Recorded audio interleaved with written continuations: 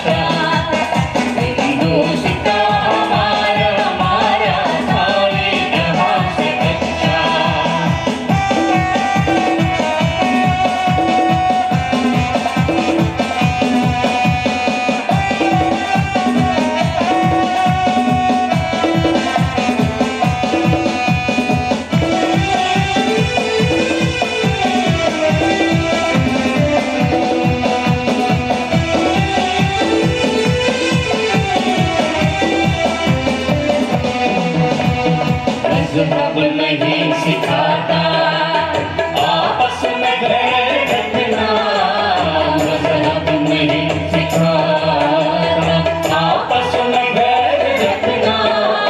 हिंदी है हम, हिंदी है हम, हिंदी है हम, वतन है हिंदू सिखा हमारा, हमारा सारे जहां से अच्छा। हिंदू सिखा हमारा, हमारा सारे जहां से अच्छा। हम बुलबुले इसकी, ये गुल सिखा हमारा, हमारा सारे जहां से अच्छा। हिंदू सिखा हमारा, हमारा सारे जहां से अच्छा, सारे जहां से अच्छा।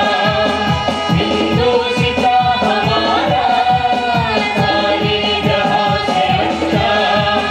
हिंदू सिखा हमारा, हिंदू सिखा हमारा, हिंदू सिखा हमारा।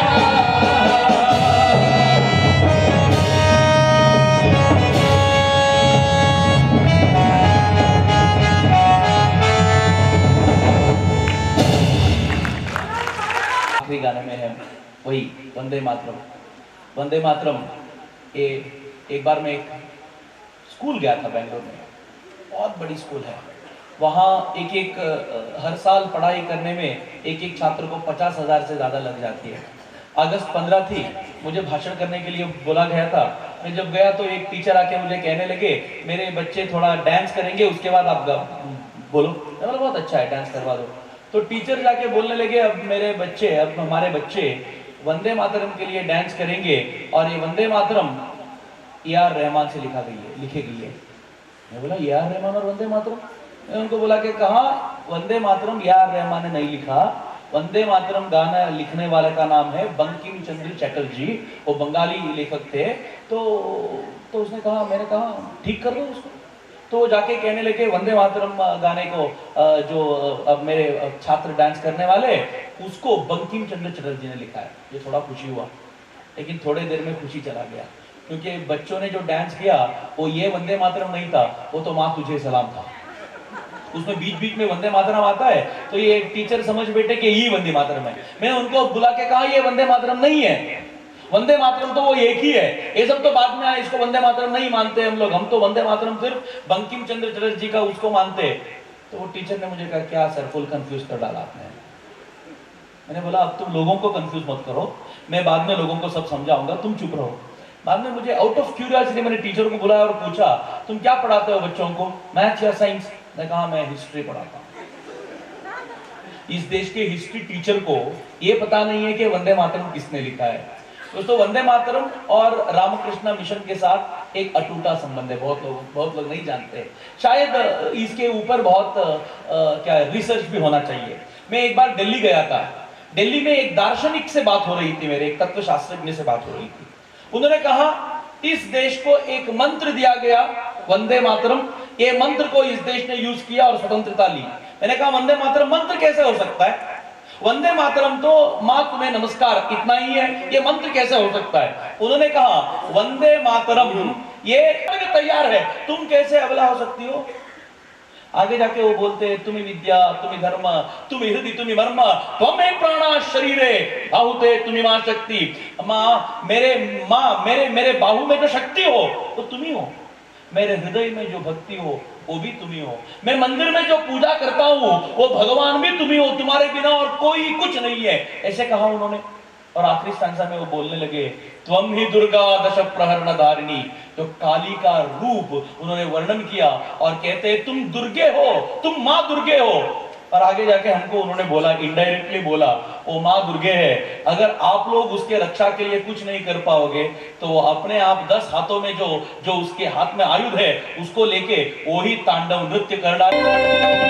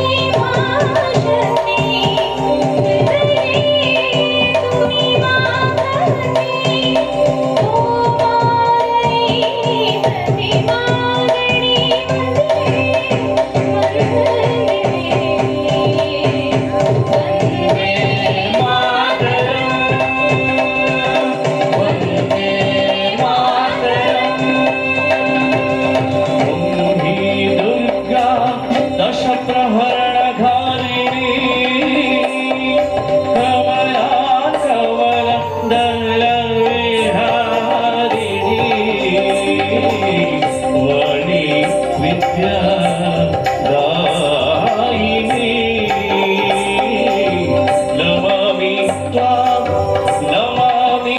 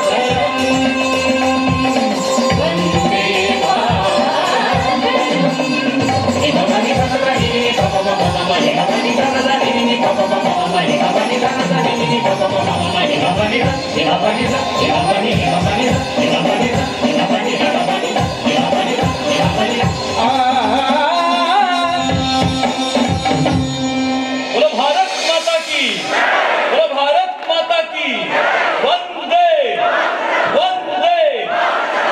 और 1 मिनट बैठ सकते हैं, आगे कार्यक्रम कंटिन्यू होगा। मेरा एक टीम का परिचय मैं करवा देता हूँ। ये अरविंद नाजरे है, कर्नाटक से मेरे साथ है, धन्यवाद अरविंद। विठल रंगोल, अभी अभी पढ़ाई उसने MBA कंप्लीट किया है, बहुत प्यार से जागो भारत के लिए आता है, धन्यवाद विठल। सुरेश अवधानी, धन्यवाद। श्रुति, और ये शिव कुमार महंता, और ये भास्कर कर्नाटक के कोस्टल बेल्ट से हमारे साथ है। आप सब ने बहुत प्यार से इस कार्यक्रम के लिए साथ दिया, आपको बहुत बहुत हम धन्यवाद कहते हैं। मित्रों, जाते जाते एक ही ख्वाहिश हम लोगों का है, आज से आप घर जाने के बाद एक ही हमारे झोले में एक ही आपको अगर भिक्षा देनी है तो एक ही भिक्षा होगा, भारत को कभी नहीं गाली देने का एक भिक्षा आप हमको दीजिए। इतने लेने के लिए आए और कुछ नहीं चाहिए हमको।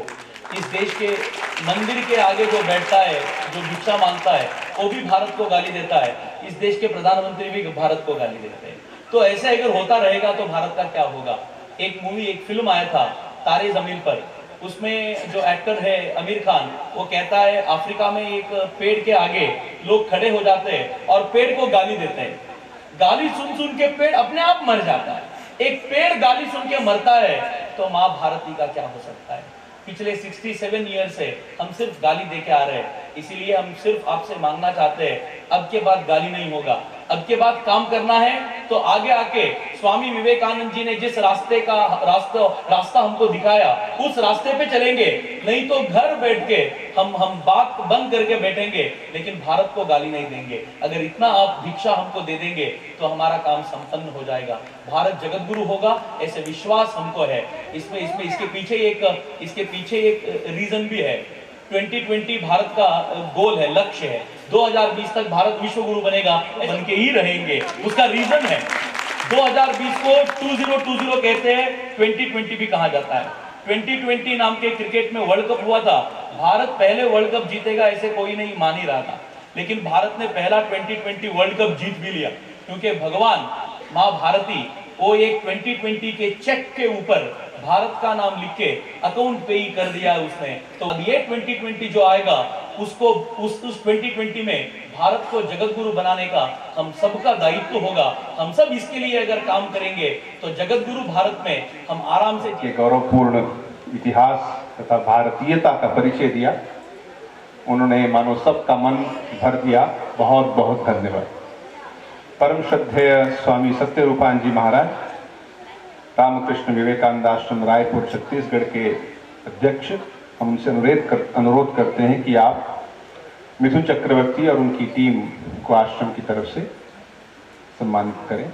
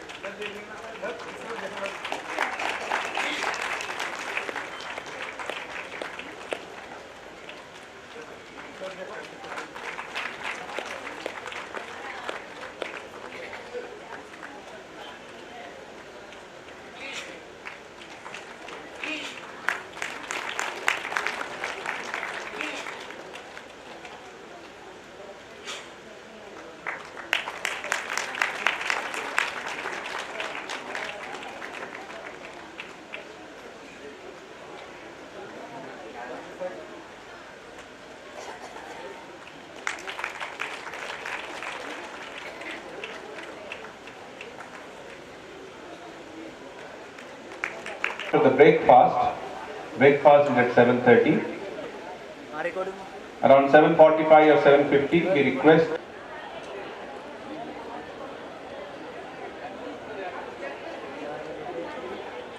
जी महाराज, श्री रामकृष्ण मठ, चेन्नई।